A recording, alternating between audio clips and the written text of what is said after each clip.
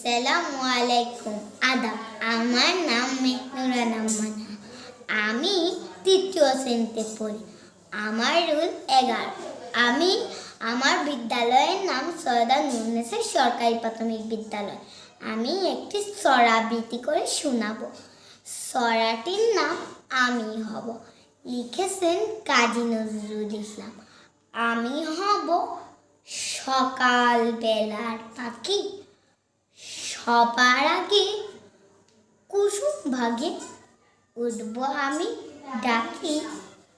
সূর্যি মামা জাগার আগে উঠব আমি জেগে। হয়নি সকাল, ঘুমো এখন, মা বলবেন রেগে। বলবো আমি আলসে মেয়ে, ঘুমিয়ে তুমি থাকো। হয়নি সকাল, তাই বলে কি সকাল হবে না কো। আমরা যদি না জাগি মা, কেমনে সকাল হবে। তোমার ছেলে উঠলে গো মা, রাত পোহাবে তবে। ঠিক আছে।